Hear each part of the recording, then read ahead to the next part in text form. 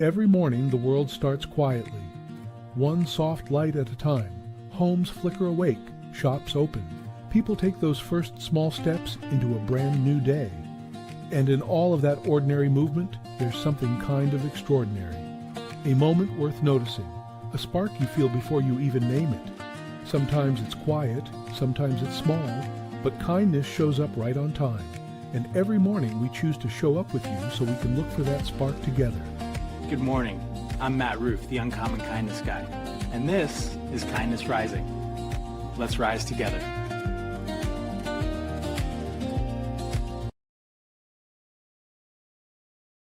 Let us rise together. Good morning, good morning, good morning, everyone. Welcome to Kindness Rising, your morning dose of hope, humanity, and heart. Starting another week with positivity, growth, rising above the usual noise that's out there. If you're out there in the chat, please come join us. Say hello in the comments, just like Mike Sullivan, future life coach, just did.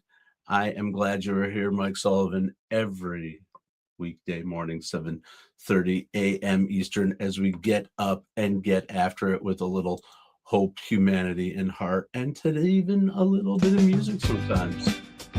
Here we go. We're rocking into a Monday with the Kindness Rising theme as we talk about what we're going to talk about. And what we're talking about today and all week long is continuing the conversation from last week about cycles, stages, and cycles and stages. That's it. That's what I'm talking about. Cycle and stages, because the question is, what if the biggest mistake leaders make is not recognizing what stage they're in? Not the market, not the strategy, not the team, just the stage, because every business, every project, and even every team moves through those kind of cycles where things get messy and growth explodes. Systems, they come in and stabilize, and eventually something has to change, so we reinvent again. But when leaders misunderstand the stage they're in, they often make the wrong decisions at the wrong time. So today on Kindness Rising, we're talking about something I'm calling the hidden cycles of business and why great leadership starts with recognizing where you are in that cycle. I am glad you are out there, mornings in the lab. Yes. I do have all my teeth in today. I am rocking a full set of choppers today. You just never know what I'm going to be looking at or looking like on a daily basis. Sometimes the hat goes this way. Sometimes the hat goes this way. Sometimes the tooth is in. Sometimes the tooth is out. Whatever the case may be, I am here 7:30 a.m. Eastern every weekday morning to help you get up with a little hope, humanity, and heart. Maybe a little bit of knowledge, maybe a little bit of entertainment, whatever the case may be. It's why I'm here. It's why I'm here. Oh, all right. Peeked out. Absolutely. We're talking about the business cycle, but we're also talking about how that affects our lives. Yes, the business cycle, that was what I was trained in, and that's what I operate in. But man, it's much more than just the business cycle, right? But there are stages we go through when we think about things, from our ideation where our energy is high and there's no structure and it's all possibility. I operate really, really well in that space, but most ideas actually never move past that stage. Ooh, we got ideas. Ooh, we got ideas. Ooh, we got ideas. That's perfectly normal. What you have to do is, you got all these ideas. We move into discernment and picking the idea that we want to focus on, because the ideas can be addictive and thinking about the fantasy, but you got to get moving. And that's when you get into the startup phase. Your idea starts to become real. You're building something tangible, something you can feel, something you can talk about and people understand, but the resources are limited and roles are unclear, and progress that often feels chaotic, up, down, all over the place. Which way are we going? We're going this way today. Okay, what are we going today? Okay, boom. Add on top of that, if you want to do anything like this in a technology space or in a media space, which is what we're doing right here on Media's Mornings in the Lab network. We're talking about boom, boom, boom, constant change, evolution, the evolution of the AI technology, the use cases, all those things that we are managing with on a day-to-day basis. That creates chaos, but the progress, even though it's chaos, is still happening. And it's definitely not failure. It's just part of the process. It's simply the reality of building something new. Then you move into growth, right? That switch from that chaos to growth, where customers start to appear and momentum builds and revenue increases, is awesome. Awesome. But it also creates pressure, super amounts of pressure. Systems that work for the small organization, the single founder that's out there who I figured out this process, it works great. Now I've got to translate that. I've got to let other people do those things.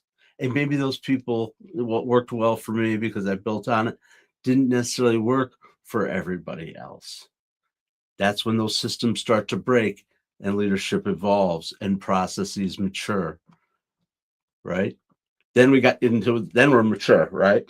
So we worked through all this. This is a huge stage right here, this growth stage, right? It takes a long time, but eventually you reach the point where we're like, oh, wow, we're settling in here. We're becoming stable. We understand our rhythm. Our operations are efficient. Revenue is stabilizing, growing consistently, hopefully, not declining consistently. In some way, you've reached that stabilization, right? And that's where a lot of risk comes in for businesses too, especially businesses in a world that's moving fast, right? The risk of comfort. Organizations that stop questioning assumptions at this stage often drift towards decline. You've got to question it as you're looking at your organization going, are we stable? You got to be willing to get out of that comfort zone. That's the risk. It's just staying the same while everybody else is growing around you. And that leads to our final stage. You're either going to reinvent or you're going to decline.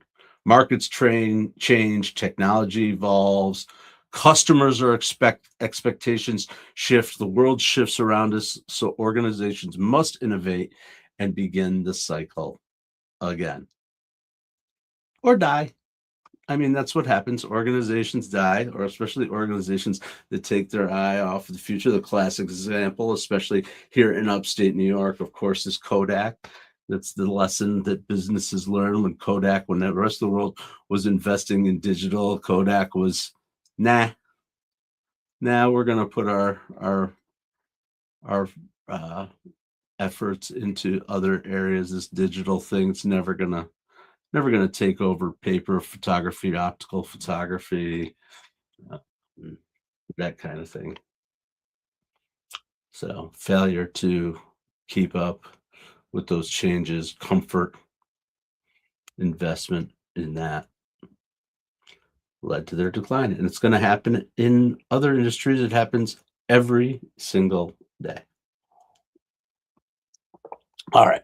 Thanks. There's your business lesson for today. I hope everybody's enjoying MBA school with Matthew Rouff. Franklin Ford, I am glad you're here.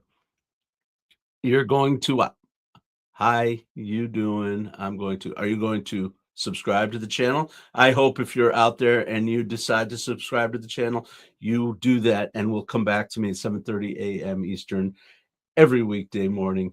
It's my accountability to show up here for you every day, and I continue to be focused on doing that no matter what life brings. It helps me to get started every day, keeps me focused on something outside of myself, and I hope it helps you. I know it helps me with my momentum heading into the day. Please come join me 7:30 a.m. Eastern every weekday morning here on Kindness Rising as part of the Mornings in the Lab Live Network, the world's only, first, only, and best morning network to help you get up and get after it, with hosts like Keith Billis and John Anderson and Cheryl Raphael Whitaker and Jason Hewlett and Brianna Bass and a host of other characters, and especially all of the people behind the scenes like Melissa and Jimmy and the rest of the whole crew that's out there helping us to get up and get after it every single day. The changes are coming fast and furious. Check us out on Mornings in the Lab. Check out the network page. Go visit the studio, bounce around, see what we're building. It's absolutely amazing and a first of its kind in streaming world. Stick with us, please. Subscribe to the channels. That's the best thing you can do. Keep coming back here. I'm here to build a community and to establish a routine for myself, which I've done all going on 8 months now. With that, every single day, it's part of my business cycle and my growth. So, all right, we bounced in with a commercial, and now we're going to add this little thing to the stage. Can you guys even see that? I've never done a Word document. It might look a little goofy. I'm not excited about that. Anyway, we're going to be talking about business cycles and stages. Yep, we're back to MBA with Professor Matthew Rouff. No, I'm just kidding.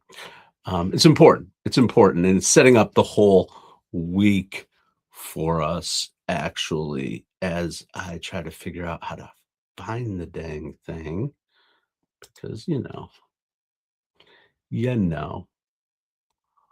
part of the game. Looks like maybe you can actually see that now. Okay, I'm hoping you can. If you can't, I apologize. Just listen along. It's on the screen. I just don't know if it's visible. I literally created this at less than an hour, a little over an hour ago, 6:30 this morning. Just thinking, how can I create a visual to go with what I want to talk about? Basic word table. Anyway, that's it. That is it. So there it is, the leadership grid. I want to show you this simple way to think about this. Right across the top of the grid are the stages of the business cycle: ideation, startup, growth, maturity, reinvention, and then down the sides are the different dimensions and changes at each stage. The objective of the organization, the type of people who might thrive in there, the leadership mindset required, and of course our connection to the 6 strings. And what's important about this is not that we talk about each word. You might want to think about that. But as we think about it, it's the fact that the mindset, the people, the investments that work in one stage often don't work in the next. You can't expect mature systems to work in a startup mentality without a significant investment, and it's going to take time, right, to move a mature ship, or expecting a startup with creativity and all this to have perfect systems in place where things don't leak through, because that's just not the way the stages work. What's important is knowing which stage you are in and what to expect so that you can assess those risks, evaluate them, and make a decision to minimize those and continue to grow. It's about recognition and awareness to align the right strengths of your organization, of your people to that moment. That's the leadership lesson of the grid. And we're going to talk about perhaps each one, not perhaps, it's my intention to talk about each one of these stages in specific throughout the week as we build an entire, I guess it's a lesson. It's a lesson. It's fine. I'm remembering this lesson. I hope it's helping people to understand it and apply it outside of business too. Remembering where people's mindsets are and where you're operating from, the context within your operational system, within your head, within your world, in your family, wherever you might be, right? That's what's important. Knowing which stage you're in, where to invest your resources, What mindset is required, and questioning that and being self-aware. And of course, which one of those 6 strings that we talk about here on Kindness Rising matter most. Thanks for joining here on Kindness Rising. I hope you continue to join us. Get involved in the chat. I see you out there. Why aren't you saying hello? I'm Matt. I'm from New York. I come here every weekday morning, 7:30 a.m. to get you up with a little hope, humanity, and heart on the Mornings in the Lab Network, the world's first, only, and best live streaming morning network to get you up and get after it every single day. Every single day. Say hello, subscribe to the channel. If you're watching after the fact, subscribe to the channel and come join us live. The point is that we go live. We go live every day. We go live to show you exactly how we lead with our authenticity and our trust and our experience. Ginger Jerry, Jerry Ginger, Jerry Ginger, Ginger Jerry. Good to see you again. Them lab guys are a strange buzz. Yep. You can't resolve my kindness and their hype. All right, Jerry. Well, that's the whole point, actually. Thank you for recognizing it, Jerry. Appreciate it. Absolutely. There is a lot of differences. Absolutely a lot of differences in each one of our programs, in each one of our purposes. My purpose is to get you up with hope, humanity, and heart every day. And I think if you look closely, particularly at the Mornings in the Lab, and don't question our assumptions, there's a lot more commonality than there is difference. Wouldn't life be boring if we were all the same anyway? But thank you. Thank you for coming out, Jerry Ginger. When you do, whatever works for you, for sure. For you, sure. I appreciate that you come by when you do, and I hope you'll continue to come by the entire network. There's a lot out there. Check it out. Check it out. Yep. And the whole point is that everybody uses live. We're using live. I'm using live here. Keith is using live. Cheryl is using live. Jason is using live. Brianna is using live. All for different reasons, perhaps. There's all kinds of rationales and reasons why live is the best approach. For me, it's about daily accountability, showing up every day. It helps me. That's the story. The kindness, yes, spreading kindness, having a good morning, getting up with positivity for you is important. But for me, what do I get out of it in particular? Because there's selfishness to it to a certain degree, right? We all take activities that help us. It helps me in 2 ways. It helps me with accountability. It helps me with connection and getting outside of myself and doing something for somebody else.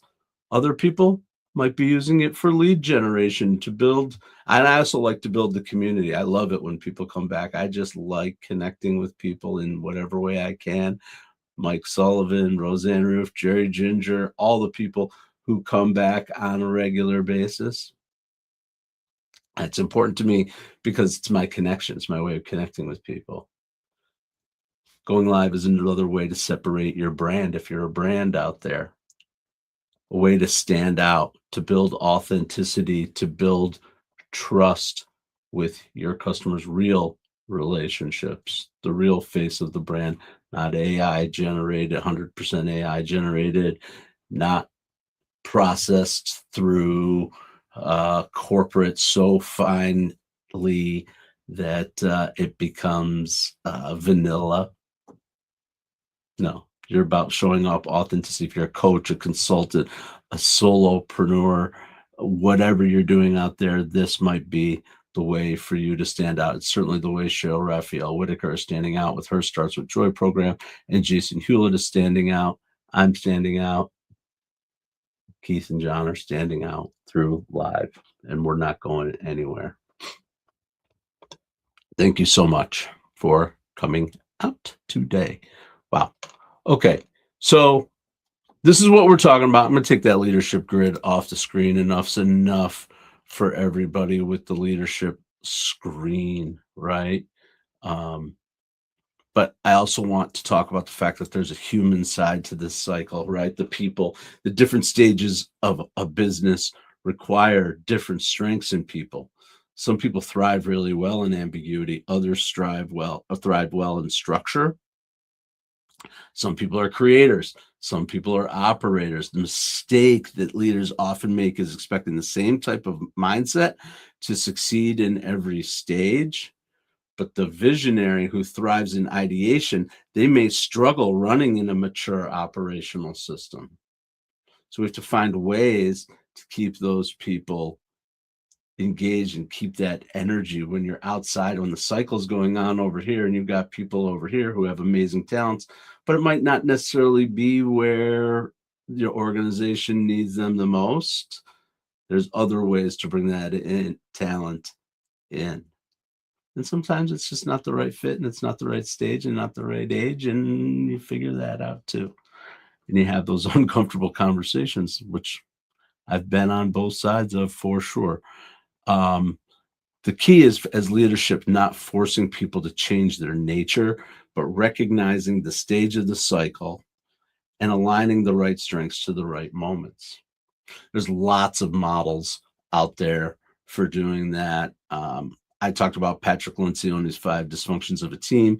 He also has another model called the 6 working geniuses. I think that's pretty cool. There's the Clifton Strengths Finder. That's another one that's out there that's very common.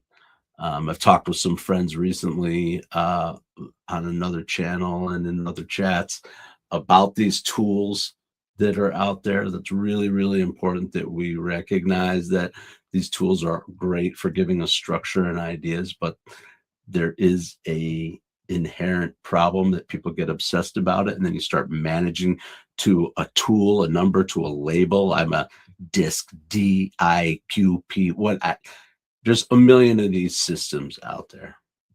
The key is to be system aware, but being tied and so rigid to the system that it can't have any flex will not lead to positive collaboration and growth. I've been on that side of it where I've taken those systems and been like, okay, we're going to apply these with discipline and rigor, deep, blah, blah, blah, and forget about the fact that people are human and they have many facets and all that kind of thing. That's not the way we want to lead. We want to take these systems and use them for context. And that's what I do when I'm leading. Absolutely, Jerry Ginger. I love that. Absolutely, Jerry. Please keep coming back and say hello. I didn't know you had a channel, Jerry Ginger. Maybe I need to check that out. I like to support people who are trying new things. Absolutely. Jerry Ginger, you can bet I'm going to be checking you out. Drop the link if you want, or whatever you want to do to promote a channel, especially if your motto is be kind and going live. We can talk about that. Absolutely. Absolutely. All right. So we talked about the human side. We talked about We're going to be getting into this idea, the leadership model, the human side of the leadership model, the kindness side of the leadership model as well. As I try to add it back to the stage. Again, this is okay, I got to come up with a quick visual. Maybe I'll work on it a little bit. It'll become a work in progress. You can see it evolve. I hope it's informational as we start to think about different stages of business and leadership. That's what this week is going to be about. Some weeks I talk about emotional intelligence. Some weeks I talk about random stuff that's happening in the world or pick a theme. This week, I'm going with this and thinking about it. It's really important, especially for people who are entrepreneurs, solopreneurs that are building something, just like we're building something here at Mornings in the Lab Network.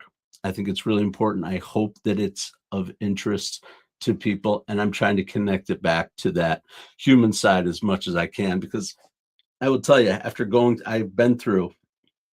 have a master's degree. I've been through these kinds of discussions before, and rarely do those people talk about. I don't remember, at least I don't remember talking about what the impact is on the human, right? We know the stage, we understand, but the true impact on the human who's operating within that system and using our knowledge and our understanding of where we are in the system to find the right resources, the right people, the right tools, the right systems, the right software based on where we are in our process. Absolutely. It's not just about people, it's also about those other things, right? If we're using programs, we'll just use software that are meant for a mature full business with revenues and systems in place and that kind of thing, and we're trying to now fit our startup into that mode, that's a very specific place. You have to do that at the right time. You got to find those systems that come to play. Which AI tools are you using? Sure, AI is going to be used at each one of these cycles, guaranteed, just like the internet is used at each one of these stages of the cycle, just like pen and paper is used at one of these, just like a camera is used, whatever it is, a tool to use in each of the cycles. Which ones of those tools? How are you using those tools to match where you are and what the real objective is? So that's what we're going to do this week. It's going to be just a little bit different. I think it's really important, though, as we start to establish and discuss leadership concepts here on Kindness Rising. We're going to balance that with that emotional intelligence and men's mental health and all the good organizations out there doing good work for good people. All the balance. It's all part of the program. Absolutely. All right. Well, I thank you all for coming in and saying hello to us. Absolutely. Jerry Ginger, welcome back. Come on in, come hang out. We'll talk about your channel, whatever the case may be. But here's today's kindness call. Maybe you want to have a conversation with someone and just start exploring that within your business, within your group. What stage are we in? Are we in startup? Are we in maturity? Are we in growth? It doesn't even have to be in your business. Think about it in your life and just have the conversation. Sometimes that can spark ideas, because success rarely moves in straight lines. It unfolds through cycles as ideas emerge and organizations grow and stability arrives, and eventually something must change. So the leaders who navigate those moments well are the ones who recognize the patterns early, because when you see the cycle clearly, you stop reacting with panic and you start leading with the right perspective.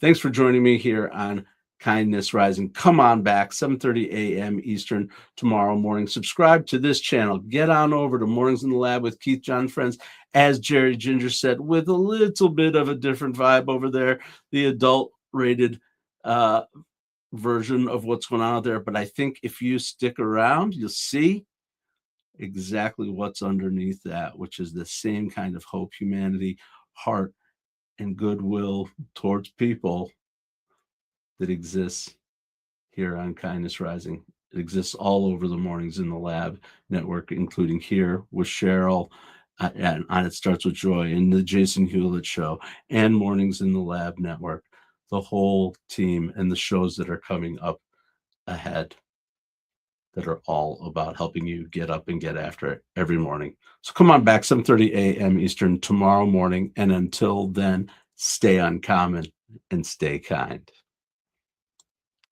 What if your mornings could be inspiring and ridiculously fun. Kindness Rising isn't just a show, it's a full wake-up vibe. It's freaking fun, people. Yeah, man, it's got real get after it energy. I love it. Wake up with Kindness Rising. I help purpose-driven people grow their impact. 5-ingredient recipe to help you build your personal brand. Get out there and take kind action.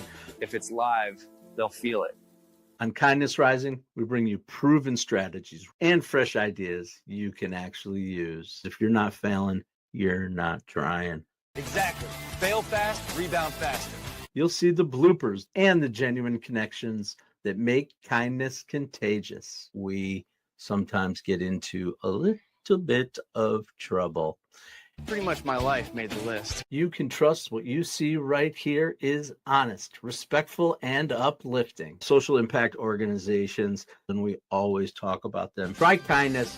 It's way cheaper than therapy. You just made my day.